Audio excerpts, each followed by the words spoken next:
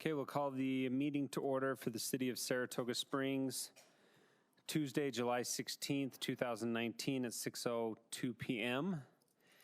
Present tonight, I have Councilman Porter, Councilwoman Barch, Councilman Wilden, Councilman Podeska, Councilman McComber will be joining us later this evening. Councilman Wilden, will you lead us in our invocation? And Councilwoman Barch got us the Scout Troop, Troop 1009. Ian and Seth will lead us in our pledge. Our Father in heaven, we're grateful that we're able to be gathered here this evening and evaluate things and happenings within our community.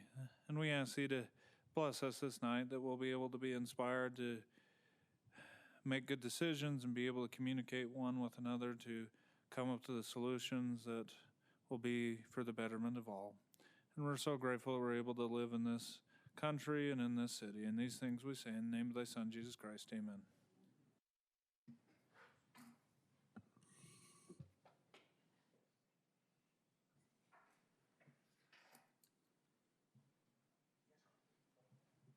Will the audience please rise? Please repeat the Pledge of Allegiance with me.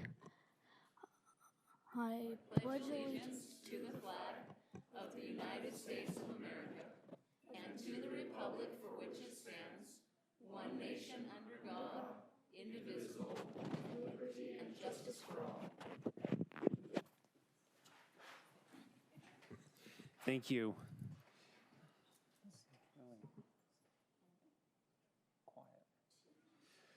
Okay, we have on the agenda tonight a presentation, the Police Department promotion and new officer commissions. Chief.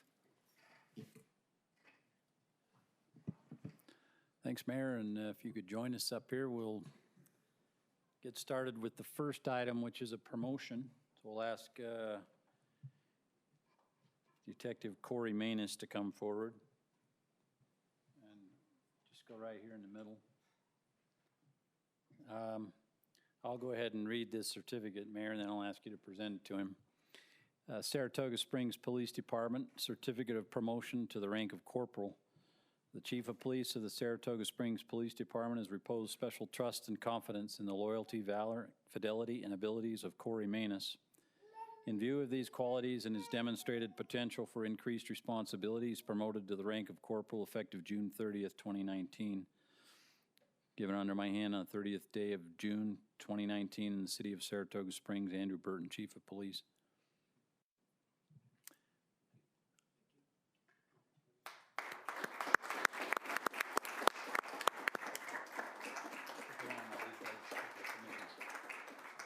As you know, we have a fairly stringent process for obtaining a promotion. It's a phased testing process that's fairly demanding, and Detective Manus went through that process and was able to be selected for promotion. He's served the last 4 years or so as a detective, so he takes a lot of good experience, investigative experience with him out to supervise patrol now. Next, we have a couple more new officers that we'd like to present their commissions to this evening, so I'll ask Taylor Robertson and Ben Dawson to come forward. And I'll just let you know, Taylor's been a police officer for a couple of years now. He's been working at the Utah Valley University Police Department, and we were able to snag him away from there. And so he's wearing his badge already, elected not to go with the badge pinning since he's already been a police officer. Ben, on the other hand, is a brand new officer, so you'll notice he doesn't have his badge. Ben is in the academy presently. He's finished the special function officer portion, and he's in the law enforcement officer block. And this is his first job as a police officer. He's a resident of our city and finished the Citizens Academy last year, and having done that, he decided he wanted to do it full time. So anyway, we're pleased to be able to present his commission this evening as well. Taylor's parents and some of his family and girlfriend are here to witness his commission, and Ben's wife, Chelsea, and their 5 children are here. We'll bring her up in just a minute, but I'll read this certificate of commission. It's the same for both of them. Saratoga Springs Police Department, certificate of commission as a police officer. The Chief of Police of the Saratoga Springs Police Department has reposed special trust and confidence in the loyalty, valor, fidelity, and abilities of Taylor Robertson and Benjamin Dawson. In view of these qualities and their demonstrated potential for increased responsibility, they're appointed as police officer effective June 24th for Ben Dawson and July 15th for Taylor Robertson. Given under our hands the 15th day of July 2019 in the city of Saratoga Springs, signed Jim Miller, Mayor, and Andrew Burton, Chief of Police. This is the one on the right.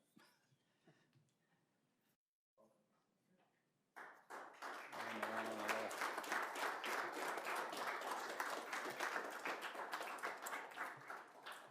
left. And Taylor, you can have a seat if you like, and we'll ask Chelsea to come up, and she's going to attempt now to pin this badge without hurting her husband.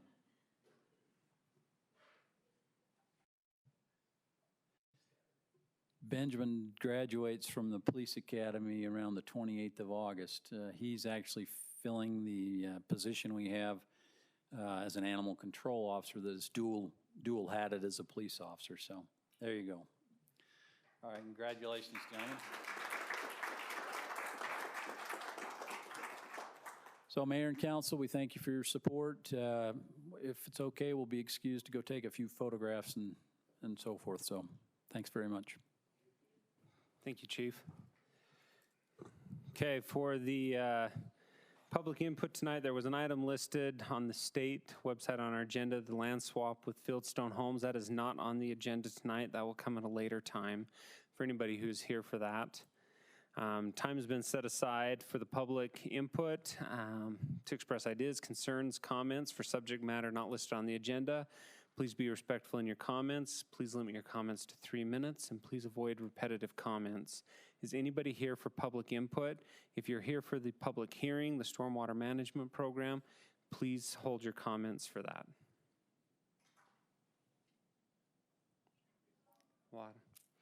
Okay. Seeing none, I will close the public input at this time.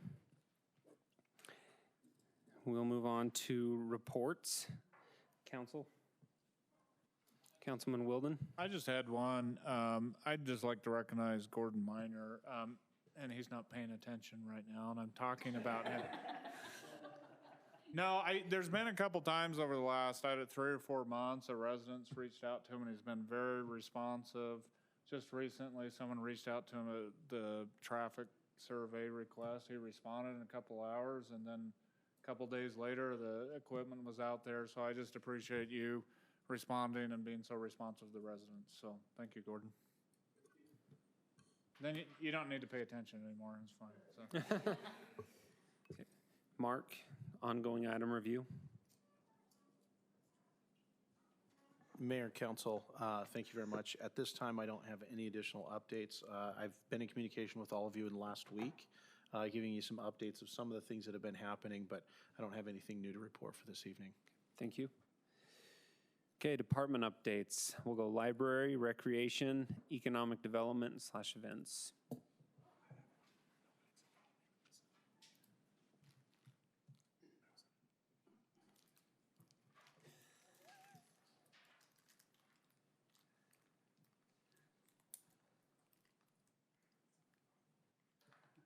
Sorry.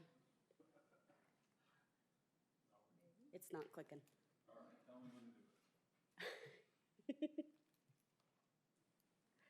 You ready? Yep. Okay. Thank you. Put a novice up here. I don't know what I'm doing. So our annual report's been submitted to the state for the end of last year. The numbers closed out on June 30th. So what we haven't included in our items circulated is the digital materials, because the state collects all of that data and they send that to us in August and September. So the circulation numbers are a little bit higher than last year by only 2,000 items, but we're still anticipating seeing all of the digital circulation numbers rolling in. So we're still experiencing growth. Our registered cardholders has remained relatively stable. We did do the data purge last year, and we're registering about 100 cardholders a month still. So it's not increasing at the rapid rate that it once was. Our library visitors is all over the place. We can't account for that except for it's when people come in. June was really successful. I will say my staff have been extremely grateful for the seasonal position that was awarded this year and some of our extra help because they did not feel nearly as much stress of that high number of visitors walking through the door. Our checked out items was actually slightly lower while we had more people walking in than last summer. With only 16,944 items checking out in June this year, but it's still 3/4 of our collection every month that's circulating. Our reference questions seem to have declined, but I'm going to attribute that to staff turnover and training and them trying to multitask everything. We're working on what a reference question is, but they get walking away with the customer to help them find something and they just forget to count it towards the daily tally sheet. Our computer usage is still declining. It's not something widely used in our community. As you guys are aware, it's why we've asked the state to change the benchmarks not to include the computer usage. But now that we have Wi-Fi tracking in place, we are seeing rapid growth in those numbers from 2,000 Wi-Fi users last year to 13,000 Wi-Fi users next year, and I am anticipating it will continue to go up. Our data that was reported to the state this year was the 115,000 visitors, 198 items circulate, 198,000 items circulated, sorry. But that again excludes the digital item circulation that we're still waiting for it to come in from the state. Internet terminals was still being counted by the state at this point in time, so we did still have 33 terminals counting the iPads that they'd grant funded. The number of users, of course, tends to be relatively low in our community and hasn't grown much. The Wi-Fi users, now that we have a tracking system in place, again exploded. Our programs remained relatively stable, increasing slightly since we were now open Fridays and adding a story time to Friday mornings, whereas in the previous years we were still closed on Fridays. Our programming attendance did decline slightly. However, we didn't participate in some of the larger events that usually increase our attendance this last year. Our number of registered users, as you saw, declined last year when we data purged and has continued to rise by about that 100 cardholders a month. We're also removing about 70 cardholders a month of inactive accounts that haven't come in to renew their accounts. Proctored exams is continuing to decline as electronic high school closed, and some of the schools are becoming far more strict with their requirements for proctored testing in that they want you to see the exam every 2 to 3 minutes. And then reference transactions, again, has declined slightly, and staff counting seems to be our issue. These are the state benchmarks. I'm happy to report that, yes, we've met the state requirements again this year. They did remove the internet terminals as a 12th benchmark, which is one of those things that we've been discussing ongoing for several years. Lehigh Library was a big advocate in that this year, in that they don't meet the requirement either, but they're over the population threshold of 50,000 people, so it's not a requirement that they have to measure towards. This year with our community enhancement grant, we did go and do something creative. We launched it's called Launchpad Tablets collections that are specifically designed for library. They include 6 to 8 educational apps to help supplement our curriculum availability for the 8 to 10-year-olds is what we specifically focused on. We ended up developing a collection of about 50 of these with a wait list where people are placing them on hold. Parents are loving that they do not have internet access, that they can set a timer, and this is how long your child can use it, and they can monitor their electronic usage. And it's getting really good feedback from the library side. We love that there's no management except pushing the reset button, so it doesn't retain any information from one user to the next. And then at a glance, our comparison from last year to this year, our visitors went up by about 4,000 people. Our Wi-Fi users, of course, having Wi-Fi tracking was extremely successful. Cardholders was about the same number registered, and the items checked out was just slightly down by 1,000 items this year. So that is our summer at a glance. Do you have any questions I can help answer for you guys? Councilman Podeska? Yeah, so back on the program number of programs and the attendance. So seeing that it's jumped almost 100 in the number of programs, but going down in attendance. So is it just like you're saying, a couple events would Some of actually the bump larger it? events that we'd partnered with in the past with civic events at the summer celebrations, and those count towards attendance for us because we're providing staff out there. And this year we didn't. Do you participate in keep those. like on a more micro level for each program, if they are continually being successful, each of the programs, or which Yes. ones are time to retire? or- Yeah, there's a count at each program. Okay. And it's tallied each day based on the number of attendees and includes parents if parents participate. Perfect. Okay, great. Thanks. Councilman Podeska, or Wilden? Yes, thank you for getting that right. That Yes. was critical. On the state benchmarking, I should remember, but can you remind me, you have to meet how many out of the total to retain the certification? Seven? I would just make a request. If we're ever getting close to anyone and the difference is $4,616, if that's one of the borderline, I would just, and for Mark and Owen, just don't ever hesitate. If we're getting close on anything and we can find a good way to hit a benchmark with $4,616.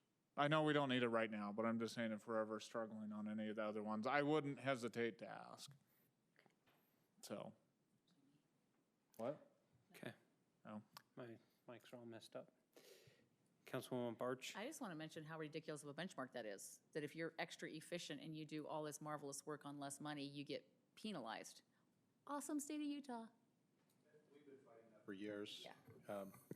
We don't comment on policies. We just Yeah. meet the benchmarks we can. It's stupid, but We whatever. pick and choose the ones that are most attainable for us.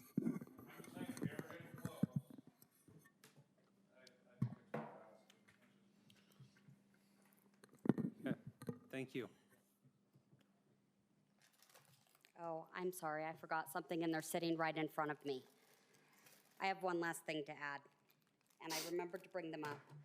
Utah County implemented a gun lock program in libraries. Salt Lake County implemented one 2 years ago where they hand out gun locks in firearm suicide prevention training. Utah County got on board with that this year. They dropped ours off today along with their information brochures. So those will be coming soon. You just give out Logs. gun locks for free. Oh, logs. I was hearing logs. No, no, not logs. No.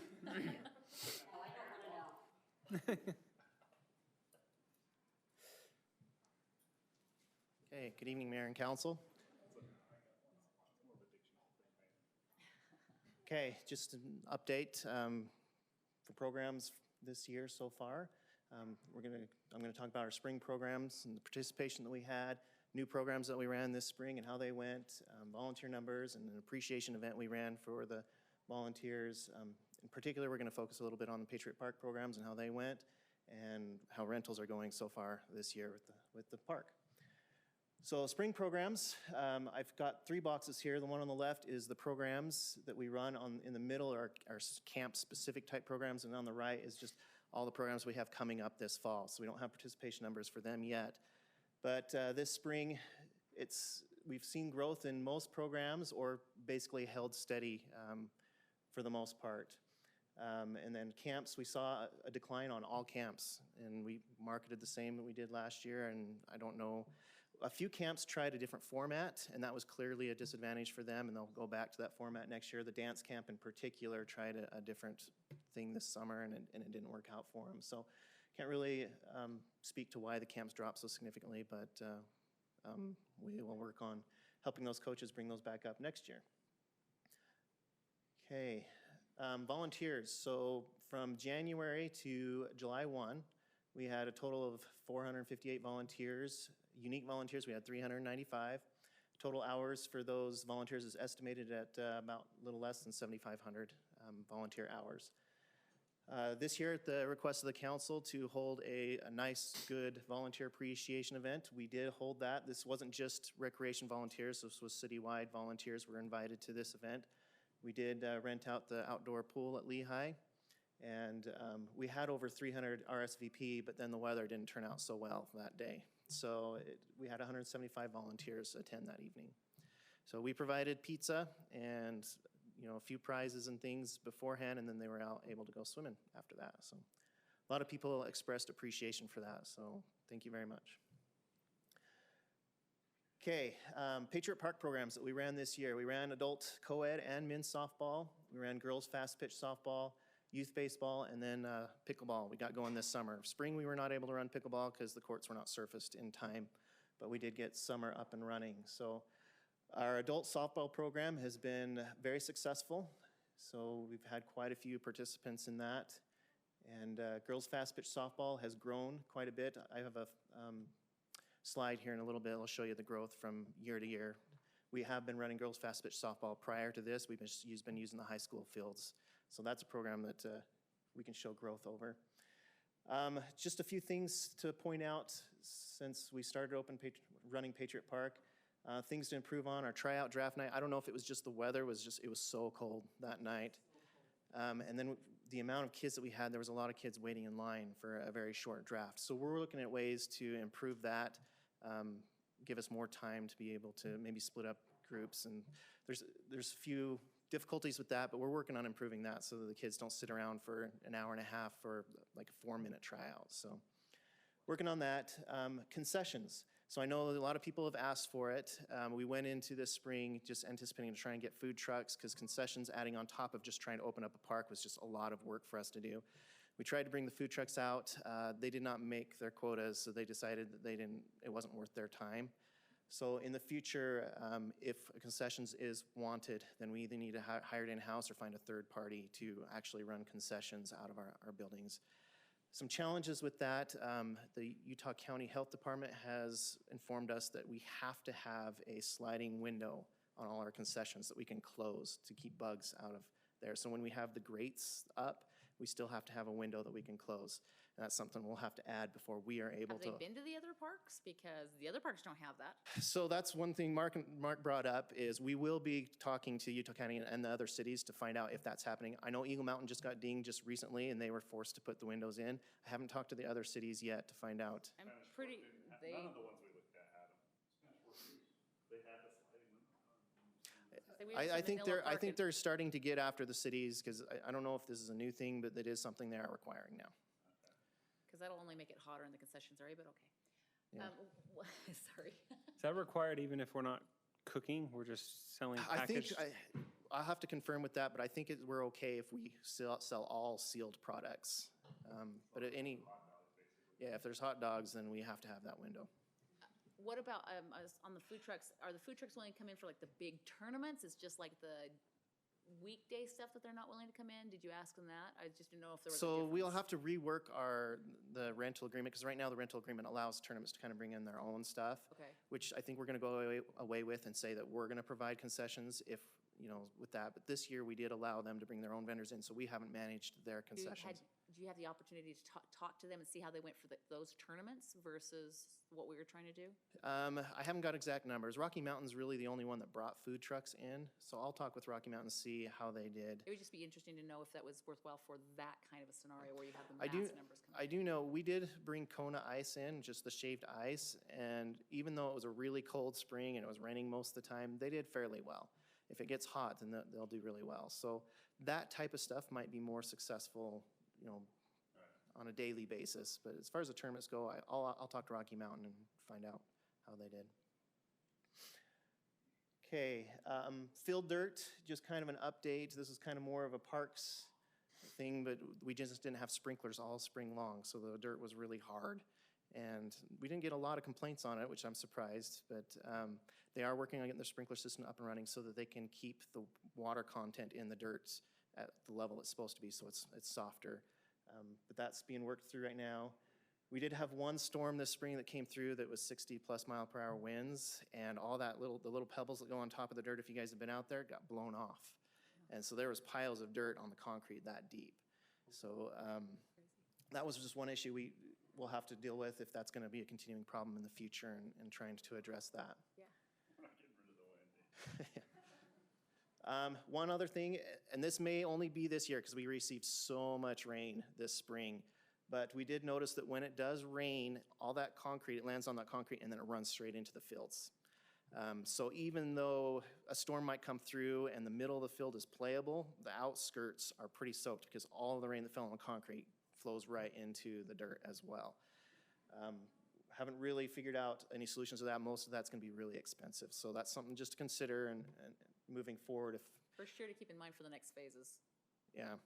And we'll probably give it a few more years because I don't anticipate having another spring like this for a while. So we'll see how it goes, but that's something to keep on mind, especially if we do expand and we build more baseball fields, something to look at doing from the get-go.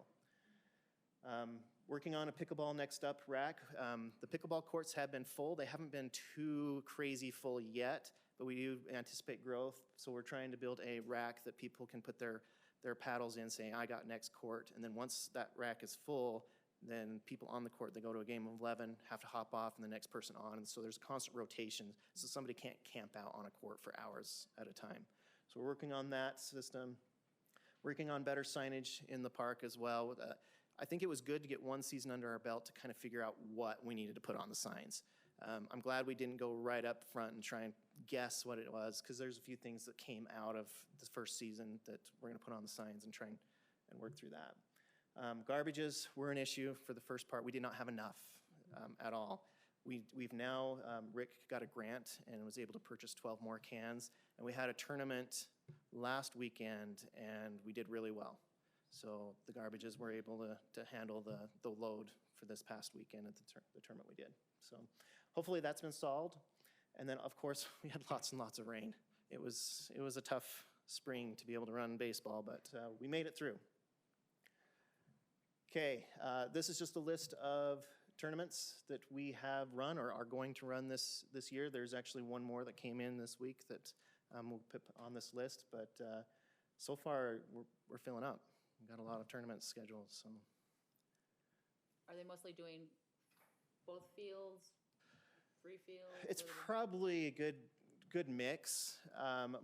Most of the tournaments will be using, actually, I think most everything's using all fields. Rocky Mountain Baseball is the one that kind of had a tournament here where they only use 3 fields, and their season only used 3 fields, but most all the other tournaments are using all the fields. This last tournament we had last weekend only used the 4 big ones. They rented the whole park, but they only used the 4 big ones for their tournament. But okay, any questions? Councilman Podesta? So out of the numbers for the different programs, Yes. do you have any data of like how many are residents, or are they all residents? They're not all residents. I can pull that data. I haven't looked at it recently, but I do track that. Okay. So I haven't updated, but I can if you want me to get you that information. If it's easy. I don't want you It to is pretty easy. I can run it. Typically, I'm running between 10 and 15% non-residents Okay. in my programs. Yeah, basically just percentage. It would be interesting. I haven't run it for the new baseball program, so that would be a good thing to do. So I'll do that. and Because send that I was just information. looking at for 2019, if we finish out similar to 2018, we're close to 9,000 people that have signed up in the programs. That's Yes. amazing. So, yeah, well done. Thank you. Okay, Councilman Porter. I've got a couple of questions and then some feedback, I guess. One, the tournaments, like, do they have enough room, or are we, I haven't been there on a tournament day, and so I'm just As far as the wondering amount of people in the park? yeah, I'm just wondering, is the park, is it working well, or is it becoming It overcrowded? is. So if you're talking about parking and things like that, parking has been sufficient. Okay. We have not ran out of parking yet. We are going to give it a test, I think early August, where we've got a pickleball tournament on top of a softball tournament.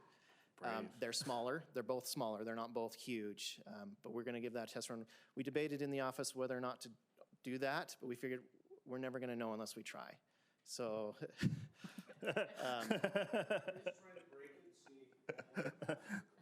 The tournament's smaller, and the pickleball tournament we anticipate to be smaller and be able to, so it's not two huge events. And what about the inside portion? I mean, people set up tents and camp out and stuff? I haven't seen a lot of tents. Okay, So people mostly use that grass portion to warm up okay. in between games. Okay, I haven't excellent. seen a lot of people camping out there.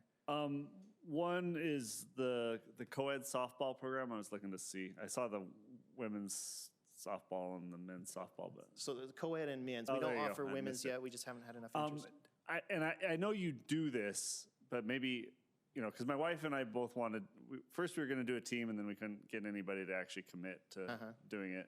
So we wanted to do kind of a free agent thing. And I know you do it, but maybe making it a little bit more, how do you do it, a little clearer, I guess. Like need a team, here's where you sign up.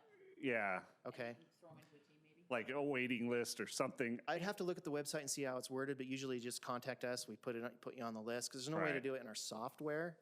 And then if we do have enough free agents to form a team, which usually we do, then we contact somebody, get them somebody to be a captain, and then Right. we sign up. So, I mean, I knew there was a way, and I knew if I called you, but, not everybody knows your phone number and how to get a hold of you. And so it's just easier if we can put some sort of note or something like if, I'll have to look on our website, but I'm pretty sure, I'm not, hopefully I'm right, but I'm pretty sure it's there. I know Okay. I've talked to Courtney, she's the one that runs softball. I talked to her about putting it on the website, Okay. so maybe I missed I'll it. confirm and make sure it got on there, but.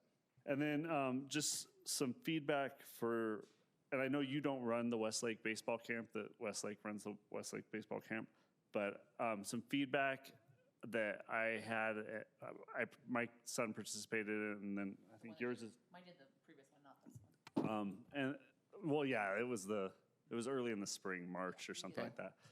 And I had some neighbors that also used it. Either they need to break it up into two camps, older and younger, or they need to have more boys or something. It was way crowded, and I mean, like, I understood what I was getting, but of the 5 activities, my son only was able to do 2 of them. Because they just had like 40 kids and they couldn't get through them all. The younger group was harder than the older group. Yeah. The youngest group wasn't as bad. The Okay. older group was a little bit. I'll talk to him. You're not the first one. Right. And I have mentioned the ones that came in through email, I've passed on to him, but I'll have a more specific conversation. I think he's also diluting his camps. He's offering so many, and he's getting only like 15 kids a camp later in the summer. So Right. that's one of the issues with the drop percentages is I mean, I want to be clear. It was a great experience, and I'm glad, he did a great job, and my son really enjoyed it. It just, like, especially with the younger groups, I think a lot of us were like, this is a good chance to get our, her boy is already playing. He knows what he's doing. He can kind of throw the baseball. right. They got to realize some of these younger kids, this may be the first time they've thrown a baseball, and so they may need a little bit more tender loving care. Yeah, I will talk to him, and there's other camps as well, and I'm trying to clean that up a little bit, across camp wide, but, okay, appreciate it. Thank you. Okay. Councilwoman Barch? I was gonna say, we got smack talk going over here about something about dads and catch, so. So I just want to make a couple of comments. Just, first of all, a great big thank you. First of all, for our facility staff and everybody that put it together and the contractors. We have a phenomenal facility. Yeah. This is our first year of Kid Pitch. We've done other stuff around town and stuff, just been in the grass, whatever. But this is our first year. We went to the state tournament. They're out of the state tournament, but they had fun. But it's amazing. We went to the other facilities and kind of checked them out, and we have a phenomenal facility. Some of the things that I heard the other parents say about our facility specifically, the shades over the seating areas, huge bonus. Some of the open space in the middle where all the teams are warming up, and then also on the outside edges, there's plenty of room for all the teams to warm up. 2 dugouts, or I guess I should say a batting cage for each dugout, right? Just so much. So we're really blessed as a city, and it has been just a phenomenal facility for us. So the one negative, and I'm sure everybody's heard it. Oh, closer into the mic. Sorry. It's because Councilman Porter and I are trying to trade mics, so we're not trying to confuse Mayor. Anyway, so one of the differences, or one of the only complaints we heard, of course, and this is not 100% under our control, is the mosquitoes. So as we're looking at planting more trees along the outside edges where we can and creating some more shade where we can, I don't know if there are some plants out there that can help mitigate some of that and kind of create, a barrier around us. I especially think about this as we're planning our city complex right next to it and the police station, and then the future park across at Inlet Park and all of those kinds of things. Obviously, we can do fogging and things like that, and we need to figure out maybe a schedule to do that to help. And it's been an incredibly wet spring. But if we can figure out some other ways to just help with that situation, that would be I actually had a conversation with Rick this week about the mosquitoes, because last weekend was pretty bad. Really because bad. They must have hatched or something, because they came out in force last weekend. And I know some things that he told me is, Utah County's spraying every week. One of the problems they're having, though, is they need the park to be empty to spray, and our park's not empty except for late at night. So they're working through that issue. Okay. Rick has also ordered another company to come out and start spraying in addition to that, to try and to mitigate that. Well, I'll talk to Rick about plants and things that can be done. One stat he did say that Utah County told him is all of last year they set traps for mosquitoes around, and they were getting about 50,000 mosquitoes a year in those traps. This year they're getting 30,000 a week in those traps. That's brutal. So they are bad. Okay. And I'll talk to Rick about future plants and things that can Yeah, anything help. we can do to help with those kinds, because we are going to have other really wet springs, but even when we don't have really wet springs, we still have, Still bad. mosquitoes down there. And obviously, some of those things will be helped as we get that one hot spring along the western edge and all the Phragmite out of there. That will help. Likewise, as we work and get the Phragmite Right. down along the river edge and the lake edge, all of that will help. So, thank you. It's just been. It's actually not a bad idea. We probably will. That's Yeah. a good idea. And sunscreen. Okay. Yeah. Thank you. Thank you. Yes, you're welcome. Thank you. I think on behalf of the council, Heston, I think you've done a great job. When we started building the park, we said, hey, we're looking forward to you building a baseball program from the ground up. You did it. And I think on all the council, we're very pleased with the success. Mark, did you have?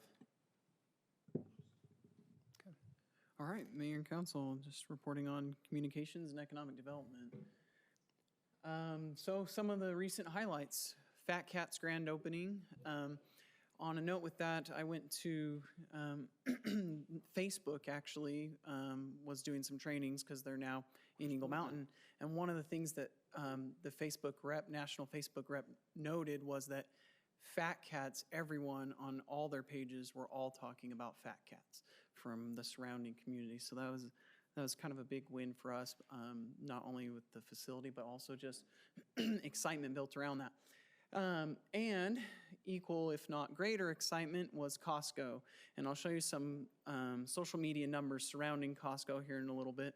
And then I just wanted to note, because we're always talking about we want more sit-down restaurants, we did receive an application for a Chan restaurant, and I'm not recalling where that location is. Do you remember, Dave?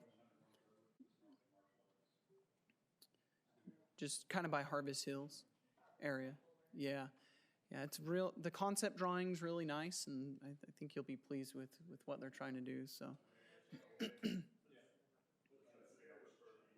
what's that? I don't know. Yeah. Oh yeah, Chinese. Yeah, sorry. Chinese restaurant. Yeah. Yeah. But it's nice because once you get one, then some of that starts perpetuating. A couple other things. Mountain Land Head Start's going to be finally doing their ribbon cutting. I think Tina's probably sending out a calendar invite if she hasn't already. The Thrive Development, which are the two medical office buildings south of Dalmore Meadows. Tenny's Pizza is doing a new facility with their CrossFit, basically right next to where Tenny's Pizza currently is. Twisted Sugar's going over by the City Hall Annex. I also just spoke to someone yesterday, an orthodontist who's going in between Twisted Sugar and the annexed part as well, so that'll be cool. Yeah, I think there's some, that's kind of like Tenny's Pizza and a CrossFit business as well. Yeah. I think it's smart marketing personally, so. Anyways, and then here's just a few other things up and coming. So how close are they to being done? I don't know. Dave, have you heard anything on equine? I haven't, but I'll follow up on equine, try and let you know. So,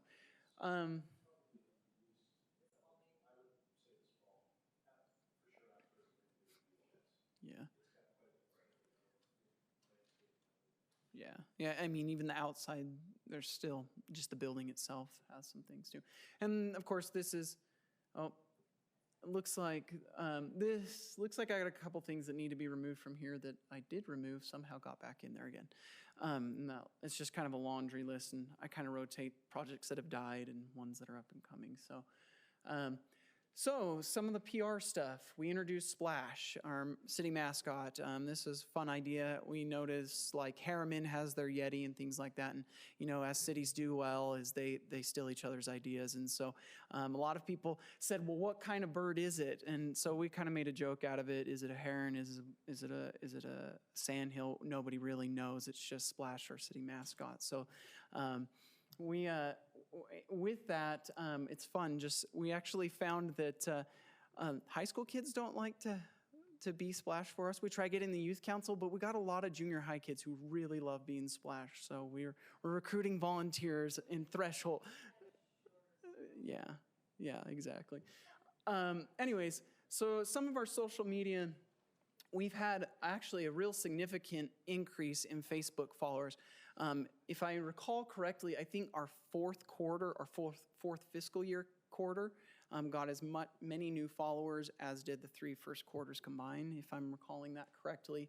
But you can see the increase. We're over 8,000 followers and about 7,000 likes, if you understand that distinction. So significant increase. I think 2 years ago when I got here, when we had multiple pages going on, we were around 3,000 something. So in the last 2 years, we've really been able to see it jump, so it's been cool. Website, it's still sticking to our average. We respond to about 1.3 resident emails on a daily basis just through the website. That doesn't include everything else. Newsletter, we still continue to put out the newsletter.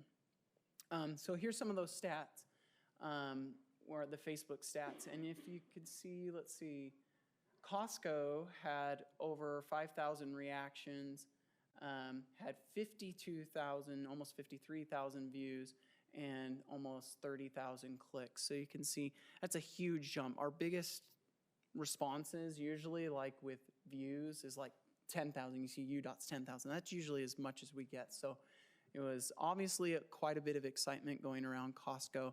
And we got a lot of interesting questions and fun comments, which we tried to respond to as best as we could to help people understand the process.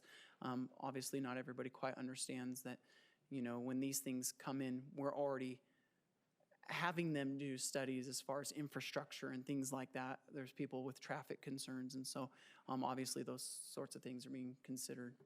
And then fat cats and stuff like the Jedi training, just you can note little things that people are excited about or talking about. And obviously UDOT's a big thing. People are eager, which, by the way, we're supposed to be done in August unless anyone else in staff has heard differently. We'll just say August. So we're just going to say August. But yeah, the idea is that it should be done before school, but I'm not going to speak in UDOT's behalf on that. So public relations, what I didn't note on here is actually 2 recent things just this week. We had a really great feature article that I emailed you this morning about Patriot Park. That was awesome. And then Play World came and featured the playground equipment there that they manufactured. Fun note, they didn't manufacture the baseballs, and so the baseballs could be in the background, but they weren't like the featured part because they didn't actually manufacture the baseballs themselves. So that was a funny direction given to the photographers they hired and stuff. So yeah, exactly. So, and anyways, here's some of the, you know, main PR projects that we're constantly trying to give updates on. Just civic events for the fiscal year. Yes, fiscal year, we brought in about $40,000 worth of fundraising. In past, it's sat somewhere around just what we got in the fourth quarter for a year. So We've really been trying to push that, and it'll just continue to grow further as not only as the city grows, but as businesses become more familiar with our sponsorship offering, if that makes sense. So one thing that I created when I got here was a PR committee. And one thing that it comprises of multiple departments. And one thing that we found was an inconsistency, a common inconsistency, if that makes sense, is we weren't all necessarily tracking volunteer hours in the similar way or even tracking them consistently. So library had a good spreadsheet that they were doing, and so we kind of piggybacked and tweaked out a little bit and tried to implement some consistency. So these are just the first 2 calendar years because we just started doing it January. So this reflects calendar years. Now, and this is just my estimations from the hours that each of the departments gave, but you can see it's equivalent to 9.125 FTEs, but 7 of those are recreation, and that's from coaches. So all the other ones combined, volunteers is close to about 2 FTEs. Civic events alone fulfills almost 1 of those FTEs. So, you know, I mean, we get great volunteerism, but obviously, you know, volunteers are volunteers. They add so much effort, and we have some that are super dynamic, and every once in a while you get some amazing gem volunteers. But you know, sometimes when one of those amazing gems has to move on, you can't always find a replacement for that. But we do great, and on all the departments are working hard to try and get a perspective on what kind of volunteerism we're getting. And then last but not least, just a highlight of my staff and what their hours are, and take any questions if you have any. No? Silence? Yeah, go ahead. On the views from social media, is that tracking unique views, or is it just anytime someone goes back and? Let me see if I marked that. I didn't highlight it here in this. I'd have to go back. Like, for instance, the 52,000 Costco, is that unique visitors? Or, like, does it have that analytic? Unique visitors? Yeah, I think it's unique, but don't quote, because I'd have to go back into the insights to identify if that's. On your phone are considered unique vote. Yeah, so it could be, it could be multiple users on different devices. But don't quote me on that. Let me follow up on that, and I can let you know. Yeah, this is the data just from the Facebook Insights that's provided. So, but yeah. Councilman Porter?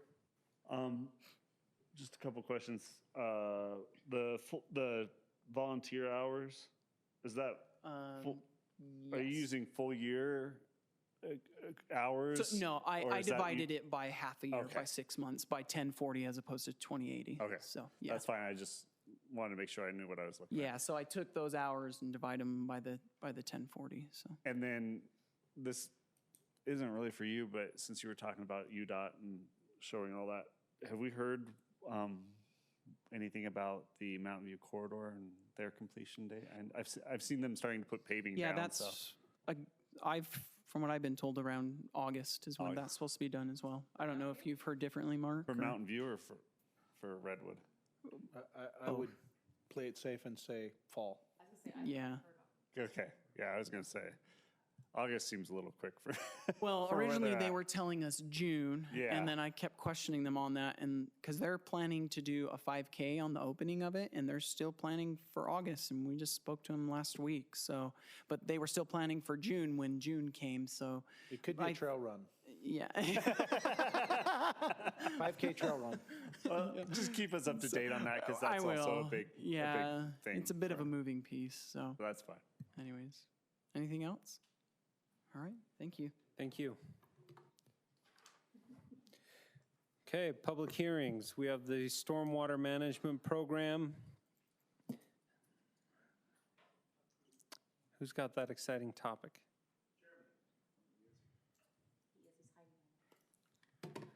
Mayor and council,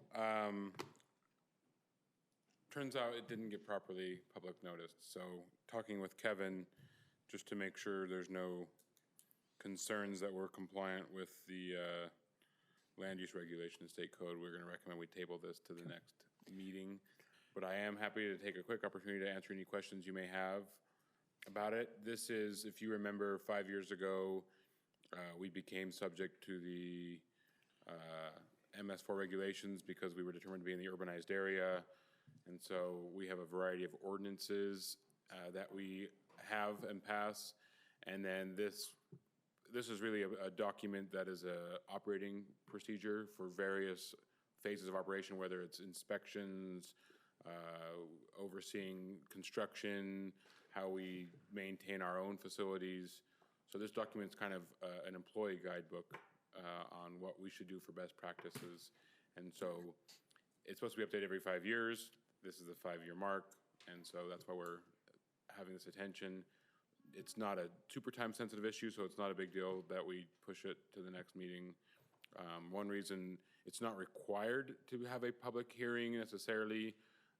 If that being said, if we had adopted it by resolution, I think by adopting it by ordinance, it's more of an official land use, and the state did change the definition a while ago. Kevin was telling me to include specifications under the land use regulations, and so this does affect developers and people and preferred rules, and therefore I think it could be easily interpreted that this is a land use regulation. If you want to add anything to that, or we would err on the side of caution and renotice this.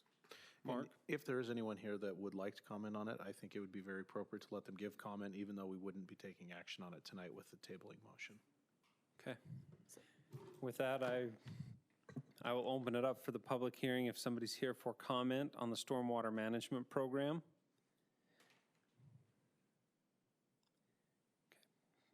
Seeing none, I will close public hearing on that and entertain a motion from the council. Can I just make one comment or one question really quick?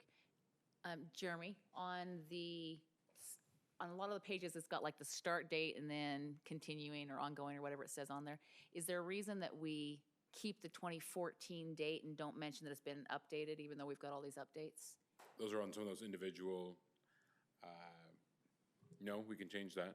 I just didn't know if we needed to, again, I don't know state requirements on this, but I didn't know if we needed to say, hey, this was redone in 2019 versus this is a 2014 stormwater plan. So. Yeah, I mean, I think on the cover sheet, it would notify that. On some of these practices, one reason would just be make it clear that we didn't start that practice in 2019. We've been implementing that practice since 2014. But I'll double check that. That's a good point. That was the only thing I had.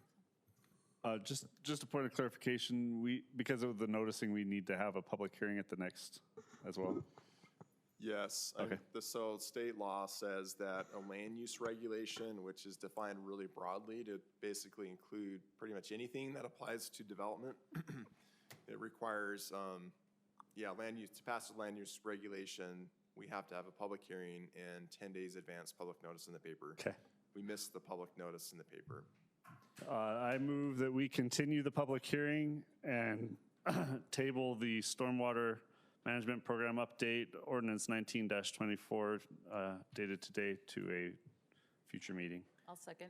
Have a first from Councilman Porter, second from Councilwoman Barch. Any further discussion on the motion? Podeska? Aye. Wilden? Aye. Porter? Aye. Barch? Aye. Motion passes unanimously. Okay, business items. AT&T wireless cell tower, conditional use permit.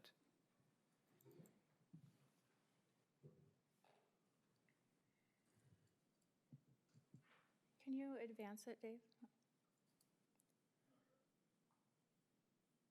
Okay.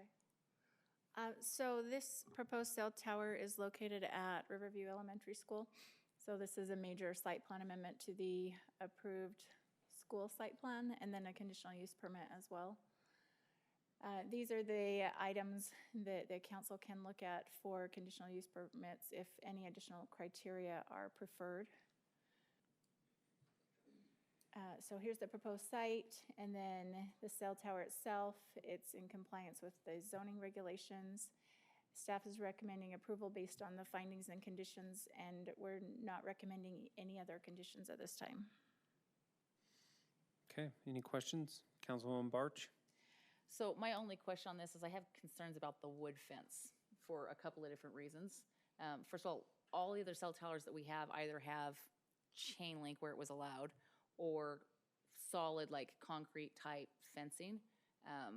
There have been fires started as people are creating and maintaining these cell towers. I just am concerned about the flammability of that, and also the fact that you're going to have these kids running around, and a wood fence is not going to be nearly as strong as some of these other items for safety. So I'm just wondering, do we have an applicant here?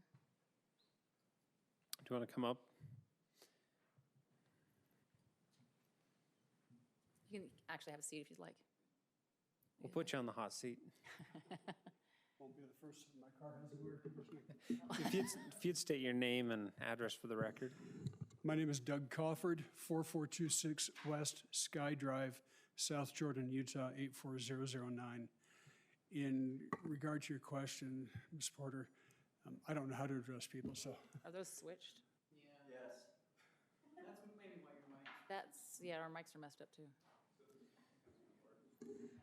Let's fix that. Okay. That makes more sense. Yes.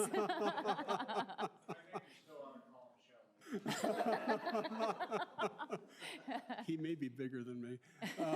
In answer to your question, we originally were proposing a chain link fence with 3 strands of barbed wire to deter people from crawling into the site. And staff came back and told us that it was not allowed there and Right. to use a solid fence like a wood fence or a vinyl fence. Or concrete block, which we've got on the others, I thought, but, okay. Okay, the problem with using any type of solid material is you can't have vandalism. You can't have people tagging them. You can have people scaling them, doing different things to them. So it's a matter of which one makes the most sense for the site location. We'll do whatever's recommended, whatever's approved to do it. Am I wrong? I don't know if you guys know, but I'm most of the ones that I've seen around, and most of our utilities, especially our pump houses and things like that, have solid fences. They don't have.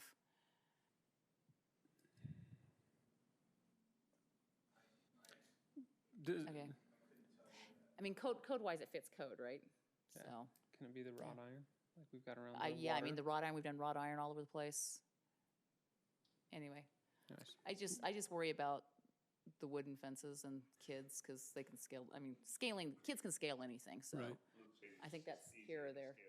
Yeah. Our concern with using a solid fence structure, like wood, cement block, whatever, is that there's no visibility in or out of the site, and kids can climb into it and create damage.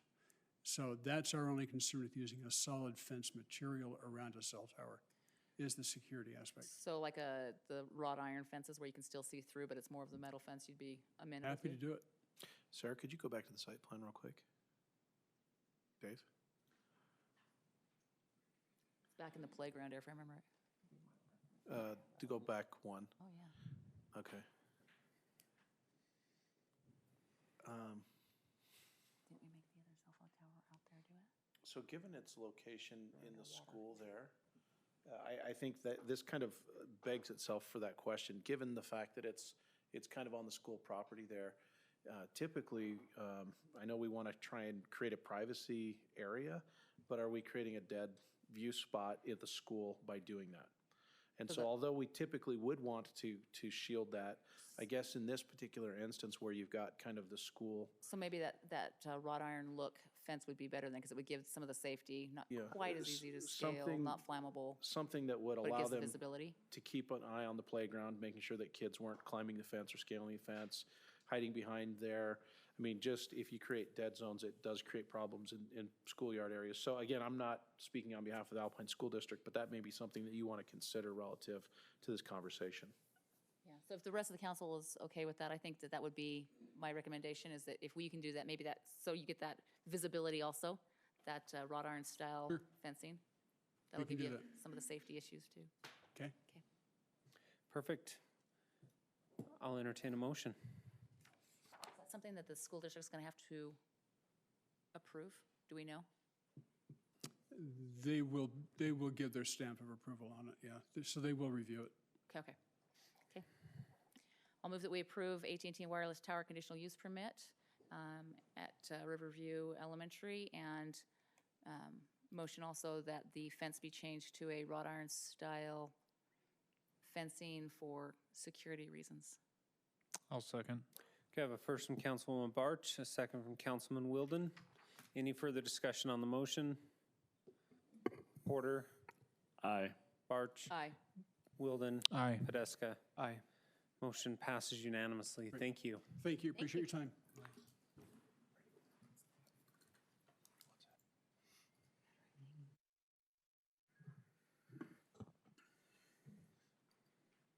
Okay, Welby Jacob. Mayor and Pond. council, this is another conditional use permit request for the Welby Jacob Pond and Pump House, approximately 925 West Military Road. Again, the conditions that you can look at based on what the code says. Location map here, about 1.59 acres. The site plan of the pond and pump house, and then the elevations, similar to what's been used in the past, brick, metal roofing as required by the code. Planning Commission has approved the site plan, just then waiting on the conditions, if any, with the council. Okay, any comments? Councilwoman Barch? Just location-wise, just verifying that when Mountain View Corridor goes to full build-out and you're swinging those other roads out to the west, we're not going to have to move this, it's not going to interfere? No, the only thing that's going to happen is the city will have to go back in. We don't have any water there now, ironically. We don't have water for it. Right. The city will have to go back in and put some trees in along what would be the north frontage. Okay. Councilman Wilden? I'm just ready for a motion if the rest are. Councilman Porter? I'm also ready for Okay, a motion. and I'll entertain a motion. I'll move that we approve business item 2. I'll second. Okay, I have a first from Councilman Wilden, a second from Councilman McComber. Any further discussion on the motion? With all staff findings and conditions, sorry. Perfect. So amended. Okay. Barch? Aye. Porter? Aye. McComber? Aye. Wilden? Aye. Podeska? Aye. Perfect. Okay, the Express Loop conditional use permit. Another conditional use permit. Again, the site plan has been Planning Commission pending the outcome of tonight, but this would be at 1457, just a lube oil filter type establishment.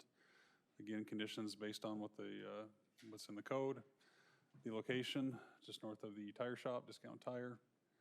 The site plan, 4,700 square foot building, 10,000 square feet of landscaping. The building. The site plan, good amount of landscaping there, above and beyond what's required. Their proposed signage package and their lighting, and the Planning Commission recommends approval.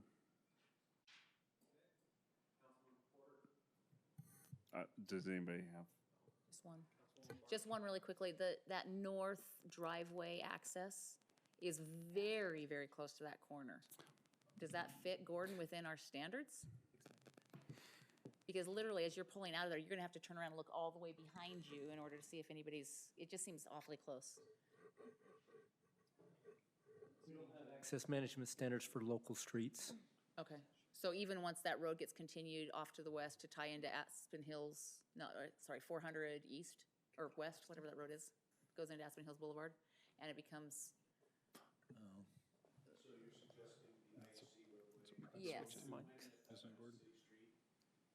Well, I'm looking, and not just that, but actual 1500 north, eventually we shoot, hopefully straight across and tie through so that it's not this weird weavy street.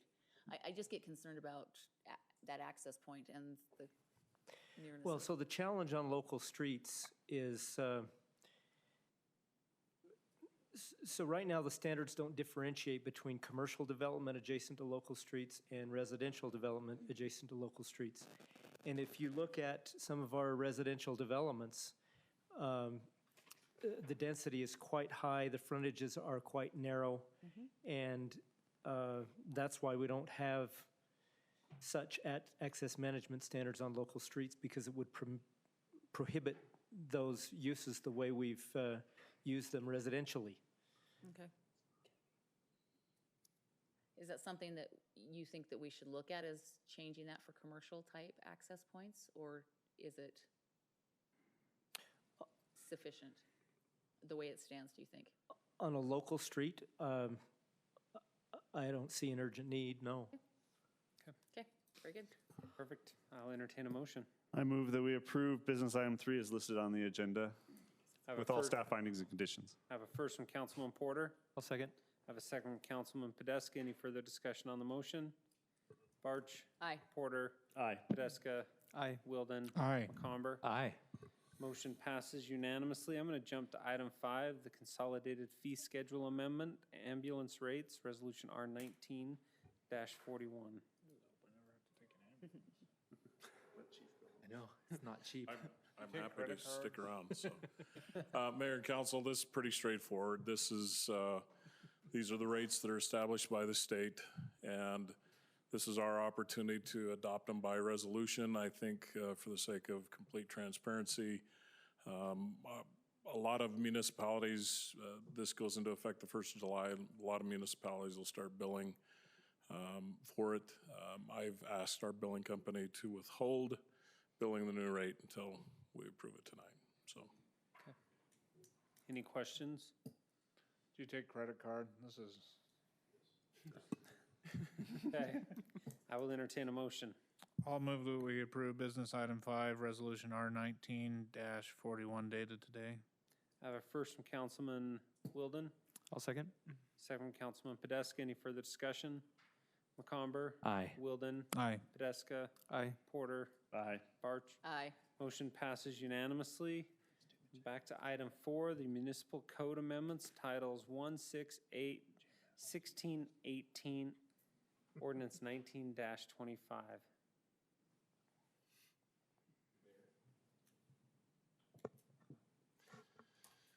Mayor and council, these are more cleanups and also a few changes to our city code.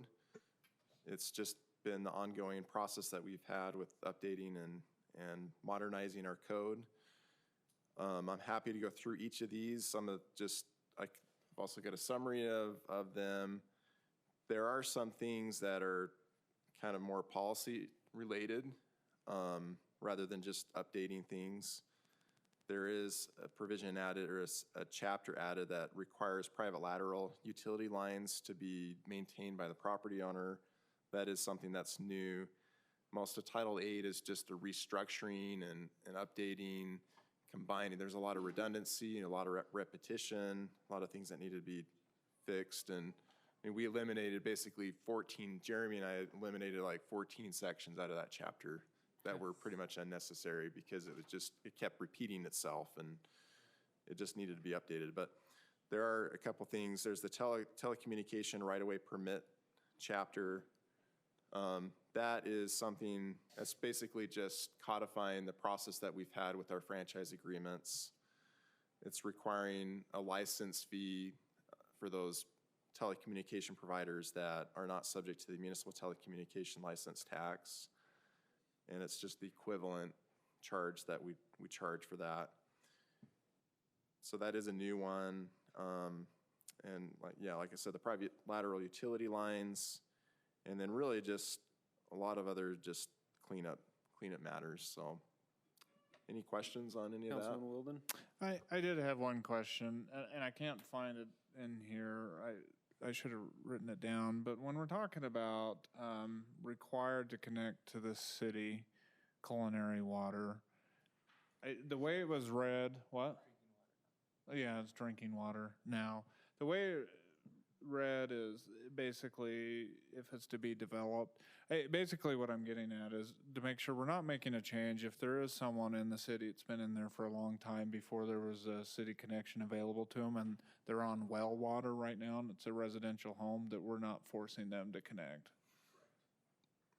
Yeah, that is correct that we are forcing them, or okay. Okay. I mean, the way it was written sounded like if they were going to go and develop something, but I just wanted to make sure that that was how I interpreted it correctly. Let me just clarify one thing and then I'll let Mark answer that. Most of that was stuff that was already in there. Unfortunately, the red lines didn't show the green, like the moving around as much. Like if it was the section that it was taken from, it showed up as green and then it was moved to another section. And some of that didn't show up, but that requirement to connect to city water was already in there. But it would have to be read in conjunction with Title 19, which says that under certain circumstances, you can be connected to a well. So that's the way that we've interpreted it before.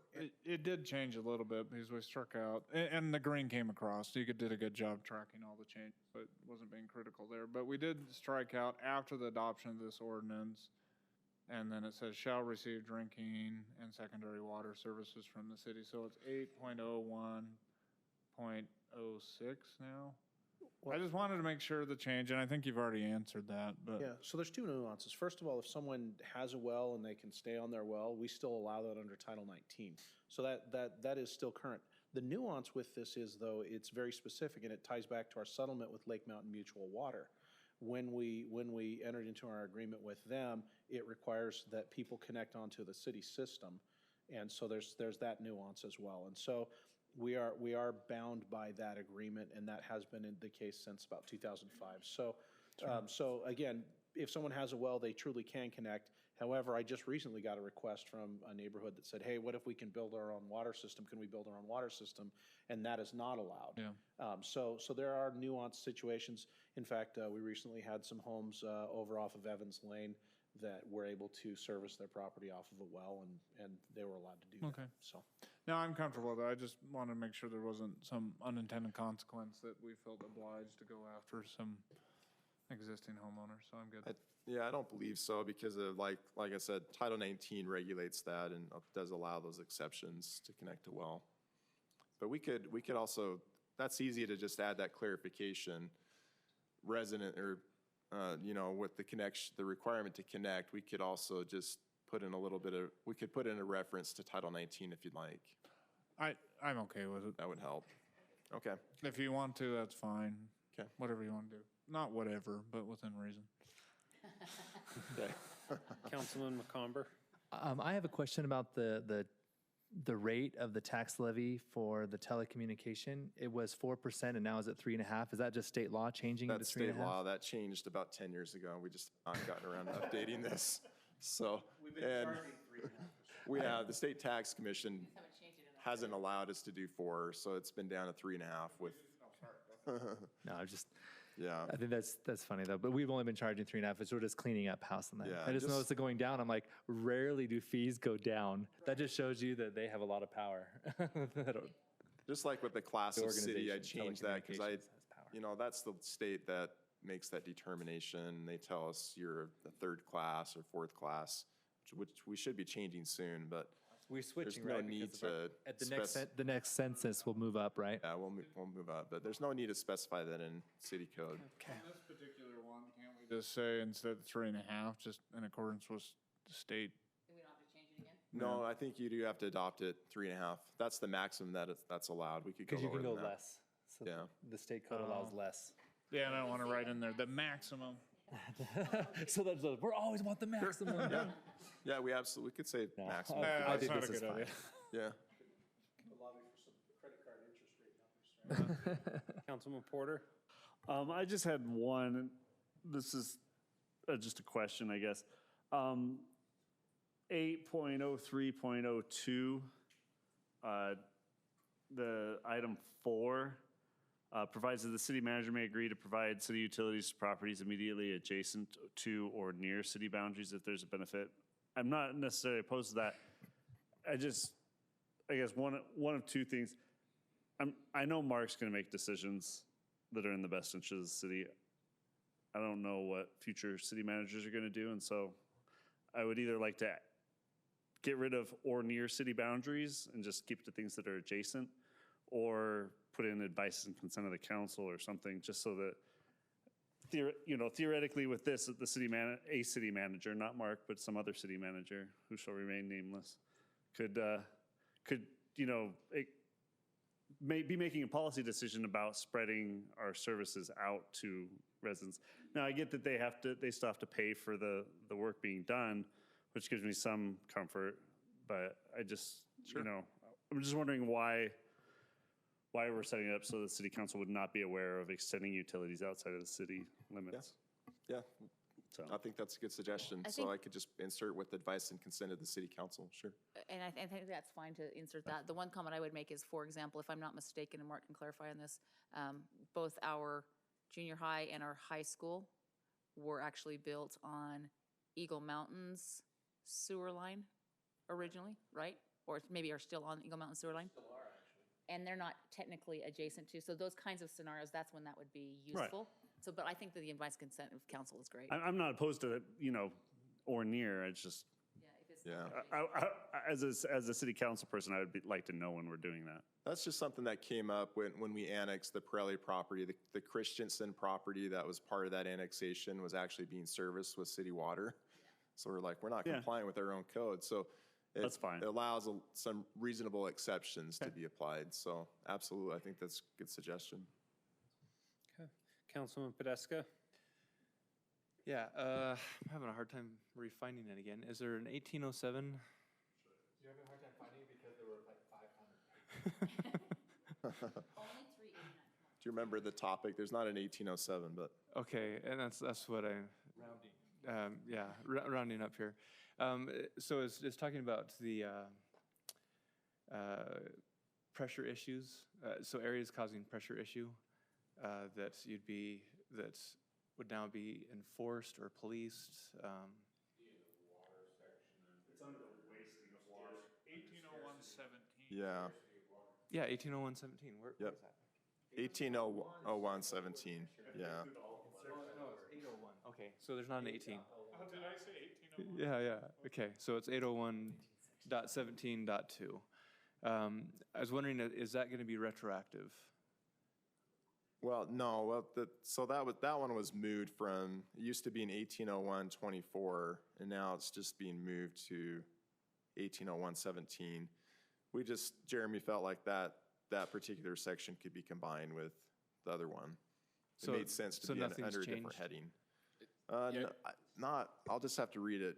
We had a bunch no, of it doesn't different look like it changed at all. things spread out that were talking about behavior that would either cause a scarcity of water or cause issues with the service, ability to provide service. So we try to group them together. This one was dealing with if you had a user that was using so much water that they were causing pressure issues to the area. Like an HOA? Like an HOA, or, so you had a manufacturer in the future, that it gives us, it codifies the power that we have to curtail that, so that someone's not, using, volumes or flows in such huge amounts that we can't support it and it's affecting our system. So, for example, someone could hypothetically connect a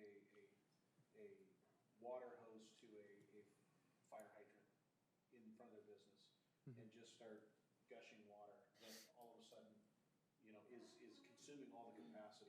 We need the ability to shut that down. Even if they want to pay for the water, we can say, hey, no, you don't have the right to use that water. Or like let's say someone theoretically was using so much water that they were depleting or draining our tanks, in a peak zone. Again, we would want to make sure that if they're going to do that, that's fine, but we want them to upsize lines, upsize tanks, upsize ponds, whatever, so that they're not going to disproportionately disadvantage the rest of the community. And in the past, haven't we had HOAs that were draining the ponds? And Along with all of the residents throughout the city. So, okay. I mean, whoever we had a lot of people over consuming in years past. Less so now that we have meters. The meters, And so- okay. But again, it's just something that we can work through, and this gives us a little bit of teeth to be able So the meters have really kind of solved that issue of this section then? Somewhat. However, let's just hypothetically say we had a food business come into town. In theory, those are some of the highest water users, and they could seriously deplete our capacity to provide water. And so again, as they come in, we want to make sure that we are sizing pipes right, but it's typically in like a retrofit kind of a scenario. If someone retrofits something and it's inadequately sized, it could be problematic. All right, thanks. Yeah. I'll entertain a motion. I move that we approve the amendments to Municipal Code Amendments Titles 1, 6, 8, 16, 18, Ordinance 19-25 dated today.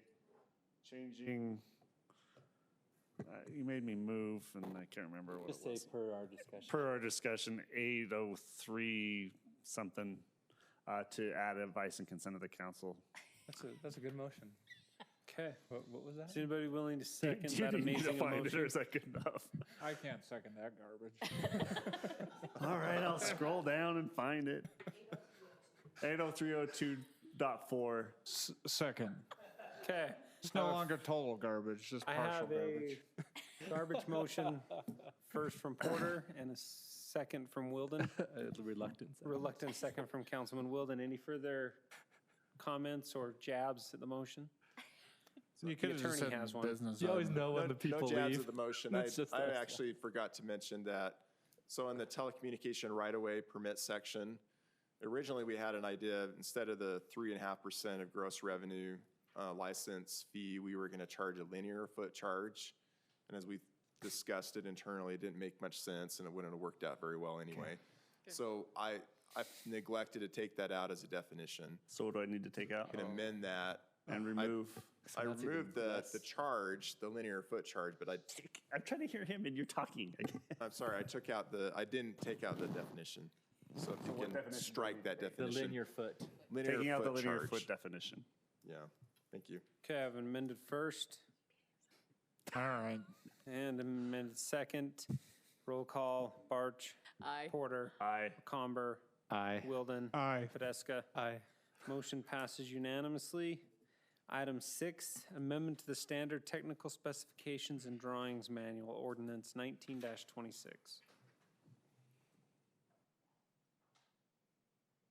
This is what I've been waiting for. You took the words right out of my mouth. Here, he's thinking this is really boring. Hang on just a sec. Now the engineer's up. Compared to Fat Cat's grand.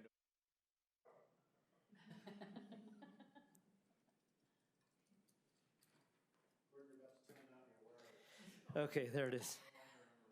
Doesn't have a, but the cameras don't really move much. Okay. Yes, now to the highlight of tonight's meeting. From time to time, we change the technical specs, and here we are again. And these went past the Planning Commission and the staff.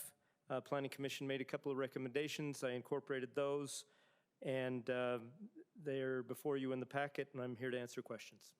Okay, are there any questions? If not, I'll entertain a motion. I move to approve business item number 6 dated today. Second. Okay, I have a first from Podeska, a second from Porter. Any further comments on the motion? Barch? Aye. Porter? Aye. McComber? Aye. Wilden? Aye. Podeska? Aye. Motion passes unanimously. The Interlocal Cooperation Agreement for Substance Abuse Prevention and Communities That Care Prevention Model. We've been working Wilden over on this. This should happen. You guys have the staff report and everything in front of you. If there's any questions. If there's not any questions, I'll entertain a motion. I just had a quick comment that even though Utah County's decreased the amount, still glad that we're pursuing this. It's really important to keep this topic alive in the city. And they did increase it by 5,000 a couple years ago, and they're only decreasing it by 3,000 altogether. So it's still up from the original agreement that the city made. That's so. good. Mark? If I could, this would be something that would be very appropriate for you to talk to the county commissioners as you have chance to run into them. This is an important program. We're getting some great smart survey data back this fall, and so we really are, Sharps survey data. Yes. We really need to encourage them to fund this at the appropriate levels, and that may mean actually increasing the budget in the future as opposed to cutting it. So just maybe something you want to put on your radar as you talk with them. Thanks. Thank you. I'll entertain a motion. I'll motion to approve business item number 7 dated today. Second. I have a first from Councilman Podeska, a second from Councilman Porter. Any further discussion on the motion? McComber? Aye. Porter? Aye. Wilden? Aye. Barch? Aye. Podeska? Aye. Motion passes unanimously.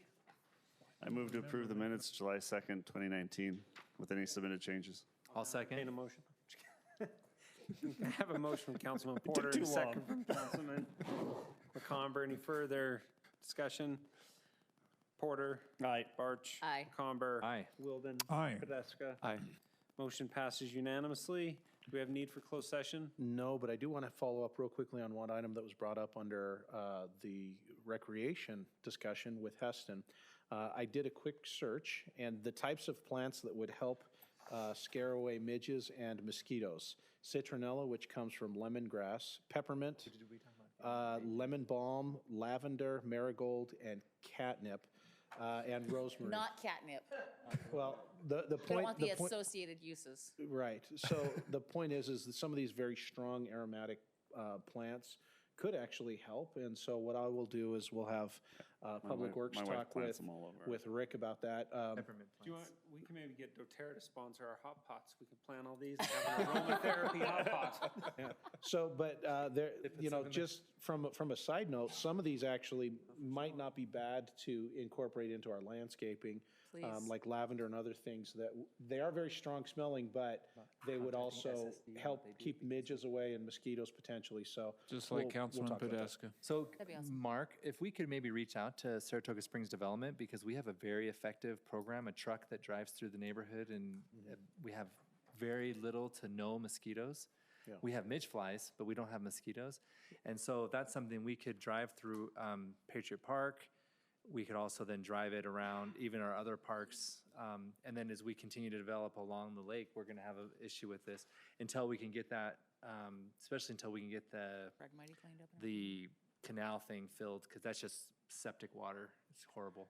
Earlier, they're just saying that it's hard because we have people at the park until really late. They put the trucks through the neighborhood while your kids are out playing because it's a holistic smoke. Yeah, they so put through. we'll be working on that, and you missed that, and we'd be happy to follow up with you Yeah, afterwards. because but- like, I mean, literally, like, it's not like, run, get your kids in the house when the truck's coming through. It's just kids are playing and the truck And goes some through. of those are do really well in the heat. I think about like the rock bed planter areas around the trees, the base, you know, lots of people sit along those planters, but you could easily put lavender in there. They'll do really well in the heat and against that rock. Peppermint is And the amazing. peppermint's the same way, so I mean, Yeah, and it'd be awesome. some of these And we can things sell would them. be, I They're think, both, easy desert things to plants. incorporate into our future landscaping Yep. as well as some of our Please. parks. So Yep. we'll talk about that and possibly bring that forward at a future point. We sell it at the concession stands as well. Our aromatherapy pot. So Okay. no need for a closed session? No need for a closed session. Under pressure. Where is that area? If you crush it, but the marigolds and, Jeremy?